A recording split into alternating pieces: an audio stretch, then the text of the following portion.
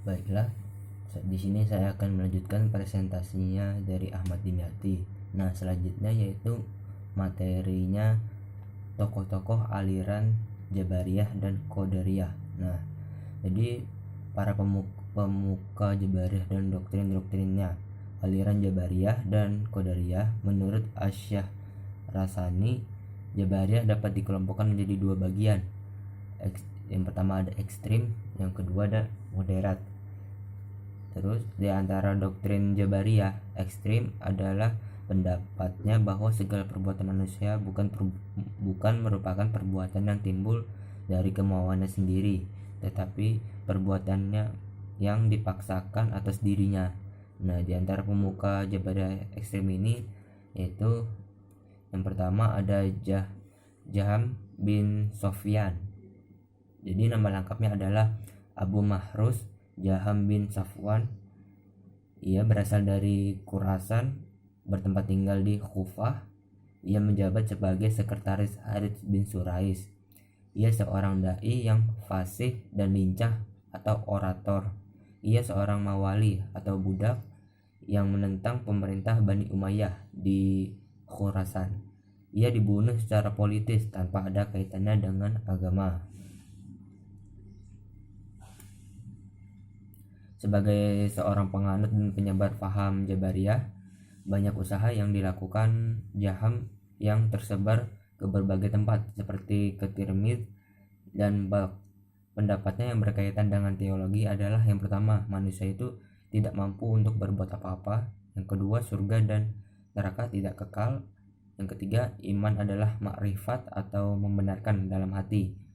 Keempat, kalam Tuhan adalah makhluk. Yang kelima, akal sebagai ukuran baik dan buruk. Nah, lanjut lagi ke tokoh yang kedua, yaitu ada Jad bin Dirham. Al-Jad adalah seorang maulana Bani Hakim, tinggal di Damaskus. Ia dibesarkan di dalam lingkungan orang Kristen yang senang memberitakan teologi. Semula ia dipercaya untuk mengajar di lingkungan pemerintah Bani Umayyah, tetapi setelah tampak pikir-pikirannya yang kontroversial, Bani Umayyah menolaknya.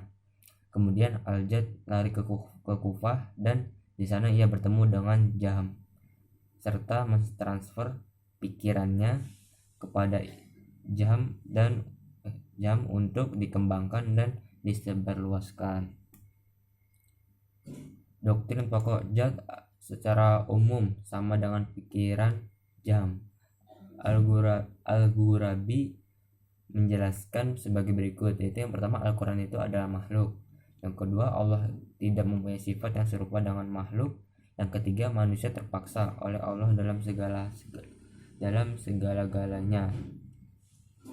Berbeda dengan Jabariyah ekstrim dan Jabariyah moderat mengatakan bahwa Tuhan memang menciptakan perbuatan manusia, baik perbuatan yang jahat maupun perbuatan yang baik, tetapi manusia mempunyai bagian di dalamnya. Tenaga yang diciptakan dalam diri manusia mempunyai efek untuk mewujudkan perbuatannya.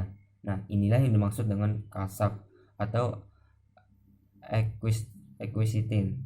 Menurut faham kasab, manusia tidaklah majbur atau dipaksa oleh Tuhan.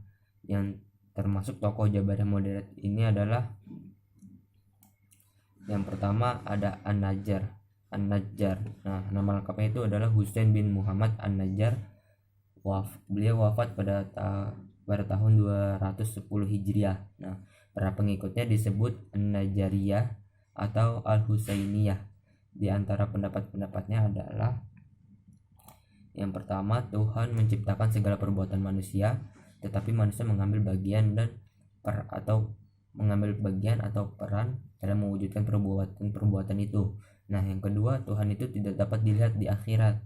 Nah, itu adalah pendapat dari An-Najjar. Nah, tokoh yang kedua yaitu ada Dirar. Nama lengkapnya adalah Dirar bin Amr.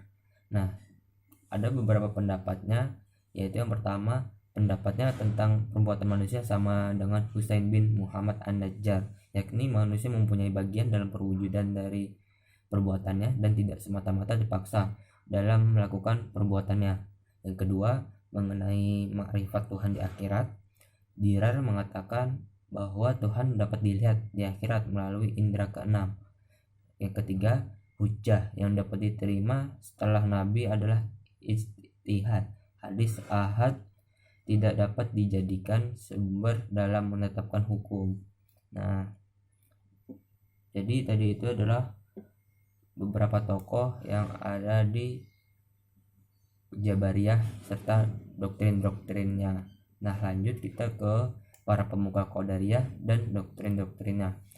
Ajaran yang pertama ada ajaran Ma'bad al-Juhani. Nah, perbuatan manusia diciptakan atas kehendaknya sendiri, oleh karena itu ia bertanggung jawab atas segala perbuatannya.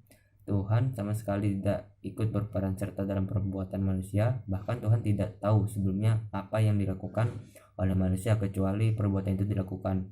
Barulah Tuhan mengetahuinya. Itu adalah ajaran dari Ma'bad al-Juhani. Yang kedua ada ajaran Gailan al-Dimashqi. Yang pertama, manusia itu menentukan perbuatannya dengan kemauannya dan mampu berbuat baik dan buruk tanpa campur tangan Tuhan. Iman ialah mengetahui dan mengakui Allah dan Rasulnya, sedangkan amal perbuatan tidak mempengaruhi iman. Terus yang kedua, Al-Quran itu makhluk. Yang ketiga, Allah tidak memiliki sifat. Yang keempat, iman adalah hak semua orang, bukan dominasi Quraisy, asal cakap berpegang teguh pada Al-Quran dan As-Sunnah. Terus yang tokoh yang terakhir dalam Qadariyah yaitu adalah ajaran An-Nazam. Nah, jadi ajarannya itu yaitu manusia mempunyai kemampuan untuk mewujudkan tindakan tanpa campur tangan Tuhan. Nah, jadi itu beberapa tokoh dari Qadariyah dan juga doktrin-doktrinnya. Lanjut sampai kita ke yang terakhir yaitu penutup atau kesimpulan. Jadi kesimpulan yang dari makalah kami ini itu yang pertama Jabariyah.